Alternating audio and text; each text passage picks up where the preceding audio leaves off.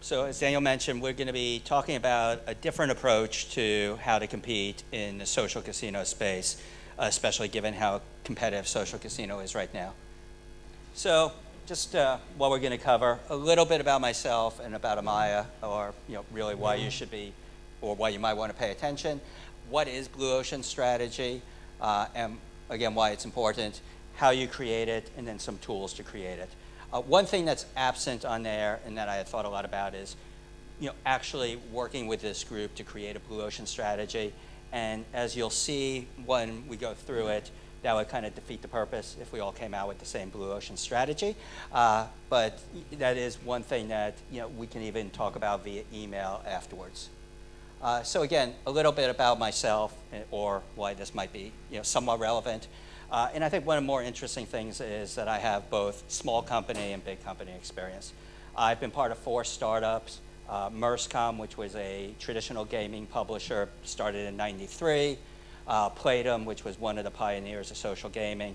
519 Games, which was a joint venture of 2 US media companies. And then, as Daniel mentioned, Spooky Cool Labs. And I think what's particularly relevant to other entrepreneurs in the audience is that I was fortunate enough to be on the leadership team of 3 of those companies when we sold them. So I actually managed the sale of Merscom to Playdom. I was the general manager for international publishing of Playdom when we sold to Disney. And then I was the chief growth officer. And for those who don't know what it means, because I made it up when I was there, I ran user acquisition, analytics, everything non-product related at Spooky Cool when we sold it over to Zynga. And because of these sales, I also have some big company experience. So I've worked with everything from startups to Disney, which is one of the largest entertainment companies in the world, Zynga, one of the largest social game companies in the world, and Amaya. And this is Amaya. No, those are not pictures of me when I was still a footballer, but some of the brand ambassadors that we have. For those of you not familiar with Amaya, Amaya purchased PokerStars last year for $4.9 billion, and actually purchased a Rational Group, which consisted of PokerStars and Full Tilt. And in the real money poker business, Full Tilt and PokerStars are equivalent to Pepsi and Coke. So that kind of says a little bit about our position in the real money poker space. Here's some metrics about us. Some more, but we're obviously the dominant player in the real money poker business. And with the Amaya acquisition, and one of the reasons I came to join, one of the areas that they felt they could unlock value was by moving into social gaming. So enough about myself and about Amaya, but why Blue Ocean? Why did I feel this was what I wanted to talk about at Casual Connect this year? And this is probably about the 15th time I've spoken at Casual Connect, so I do think about it a lot when I make these decisions. And a little bit about what Blue Ocean is. And the underlying philosophy is you want to create an uncontested market space, making the competition irrelevant. We're going to go into a little more detail about it, like right now. But the big thing is that you're competing not with the existing competitors, but you're finding a new part of the market where there's less or no competitors. So a red ocean, and you can think about the social slot space right now, is where it's a known market space.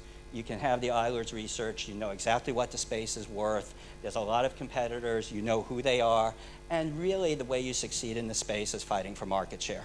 A blue ocean is you're finding an unknown market space, almost by definition.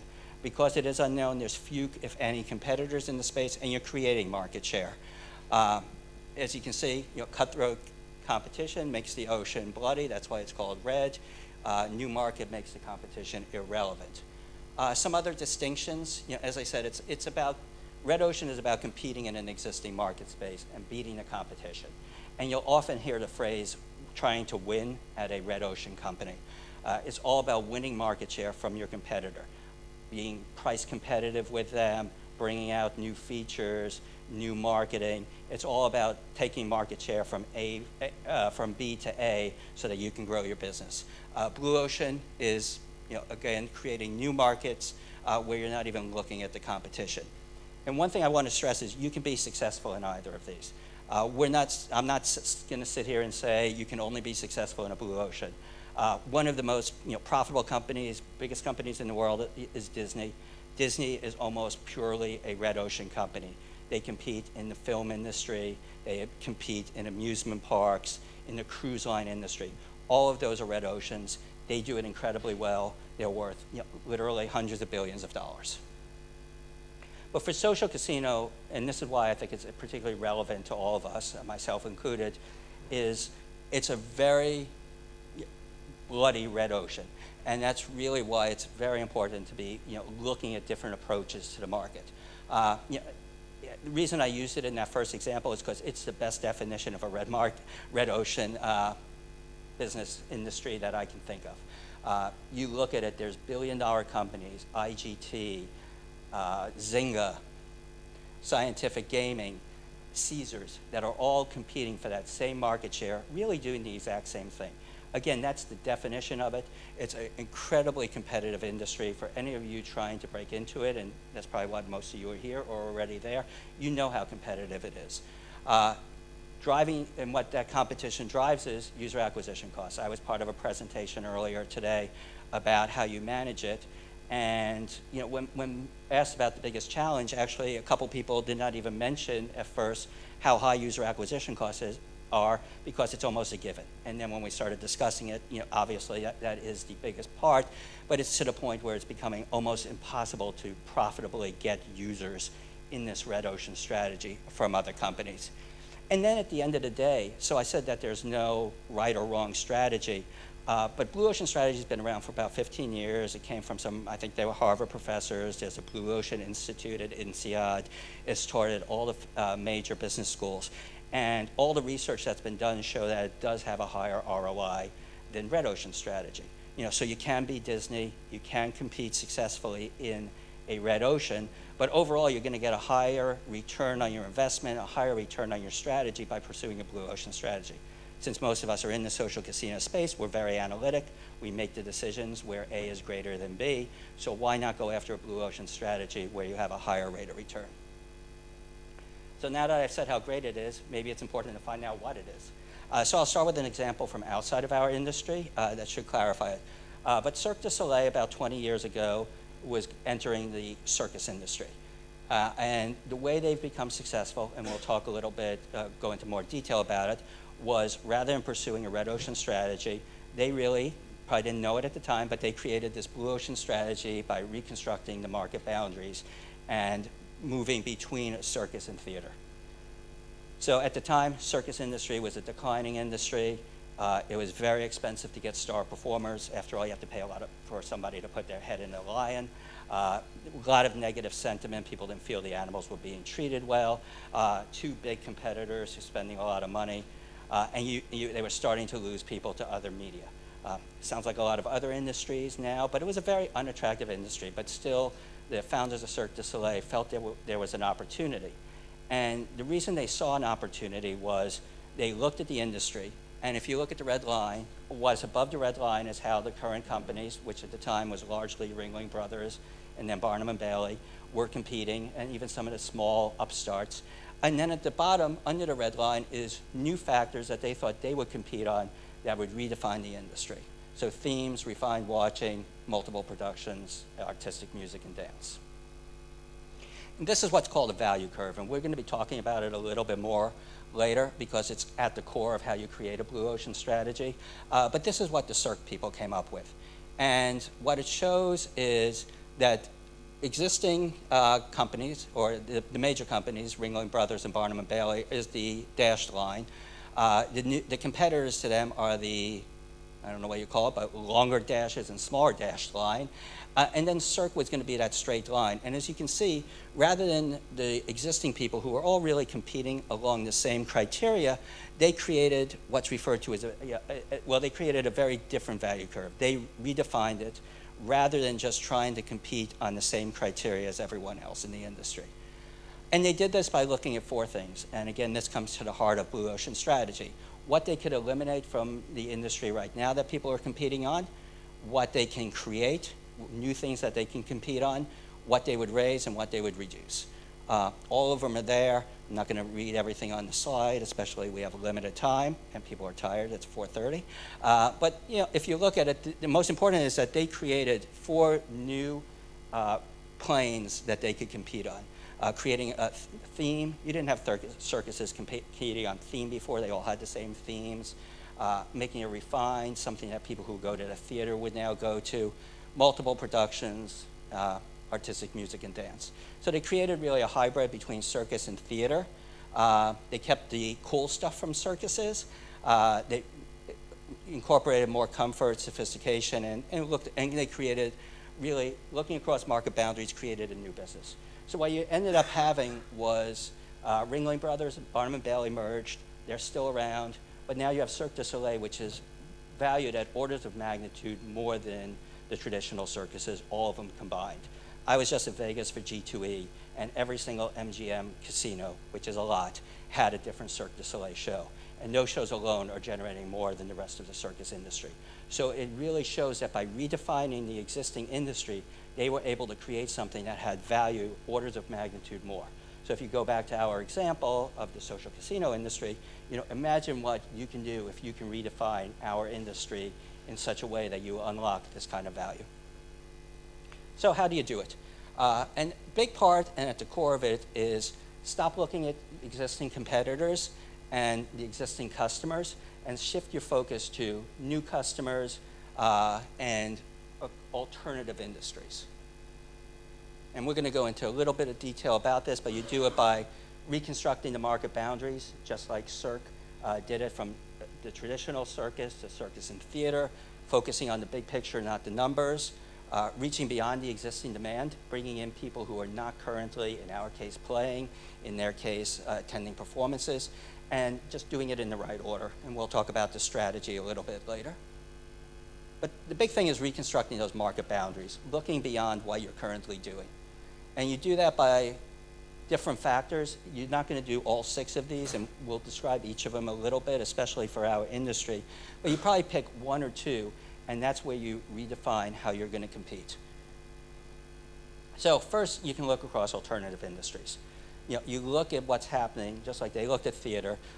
Some of the ones I think particularly relevant for social casino, esports. It's getting a lot of buzz right now.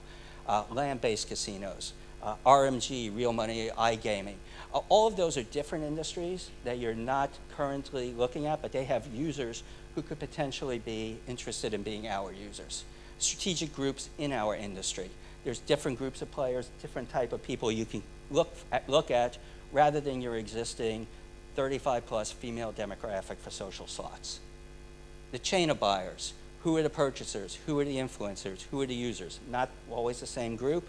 And then, again, these are all ways that you can start looking at the industry, breaking your boundaries so that you can create something different. Look across complementary products. In our case, that would be things from search engines to devices, to even televisions, things that are complementary to the applications that you're building. And what's the total solution the person's looking for? Again, different ways to look at the industry. And finally, potentially moving, actually not finally, sorry, but close to finally, how do you move from maybe looking at it in a rational way to an emotional way or vice versa? I would say most people in the social casino industry right now are looking at it very rationally. It's a very PM-driven industry where you have product managers who are looking at the technical ways that you can increase ARPDAU 0.1% or increase your day 7 retention slightly. Unfortunately, I'm running out of time, so I will shoot through these. And then looking across time, creating an experience that really fits the consumer better. Again, something I think very relevant for social casino. Most social casino games, slots, blackjack, poker, 100, 150 years old, which is great, why people recognize them, why people enjoy them, but it's not really geared to how people are consuming entertainment now. If you can take those mechanics and then put them in a format that fits the consumer of 2020, you potentially have a blue ocean type product. But the big thing is, again, focusing on the big picture, not the numbers. And I'm going to go through this a little faster than I'd like, but probably slower than you'd like. So just bear with me. But the big thing is, right now, when most of you have been in strategic planning, which is even in a small company, it's called something different. It might be you're meeting with an investor or whatever. But it really comes down to creating lots of spreadsheets, comparing yourself to your competition. how you're going to change it, coming up with projections that mean virtually nothing, and that's your strategy.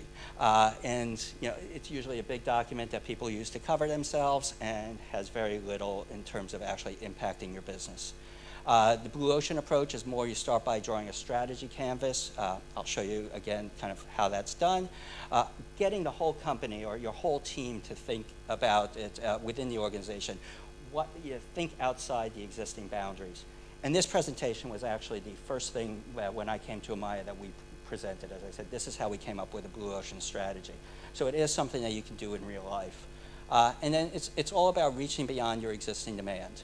Again, it's not about focusing on existing customers, which again goes against that whole product management mentality of driving finer segmentation, finding the little differences that increase your ARPDAL 0.1%.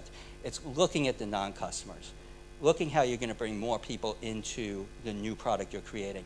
What's common between your existing mechanic and these non-customers? Desegmentation before finer segmentation. That's how you create something that appeals to millions and billions of people. So again, speeding through it, the first part of doing that is that eliminate, reduce, create, raise framework. So you need that to be able to create a new value curve. So, just making up some things. This is not our strategy, but just as an example, some things you can eliminate in a social casino game is in-app purchases. Some things you can create that you don't see now, subscriptions, et cetera, et cetera. And then you come up with that eliminate, reduce, raise grid. That then allows you to create a strategy canvas, which shows how you're going to diverge from how the industry is currently competing, what's called your strategic profile. So you capture the current state in the known market space, what your competitors are doing, then you determine what's already important, what you can add, and again, reorient your strategic focus from your competitors to alternatives. So here's, and I'm almost going to leave you with this, I only have one slide afterwards, but this is kind of actually done for, in the social casino space, what many of our competitors are competing on. So if you see below the blue boxes, that's the main, when you sit down at a Playtika or a Zynga meeting, they're going to talk about how they're going to compete in this area, what they're going to do to be better, and how they're going to be perfect in all of them. And the blue ocean strategy would have you see one new factor. You'd probably come up with 3 or 4 new factors and draw a curve that diverges very much from that. So you have to compete less on some things, not try to outdo them on everything, but create new factors that are going to be important for new players. So you get a new value curve. It should have focus. It shouldn't be everything to everybody. Again, if everything's 5s or the top, and I actually have seen that in value curves, it's not realistic. There are always going to be trade-offs. It needs to diverge from the existing model, or else you're back at the red ocean strategy. And it sounds trite, but it needs to have a compelling tagline, because that shows focus, that shows the value you're going to be leaving for customers. So we only have a couple minutes left, so I'd like to leave a couple minutes for questions, if anyone has them. Otherwise, feel free to contact me. Email's the best, but whichever you prefer. Thank you, Lloyd. Questions? I mean, I've got loads, but I can see Evan over there. Yeah, I've got a question. Would you mind if we pressed you for an example of one of the areas in that framework that you've actually devised for your own company strategy?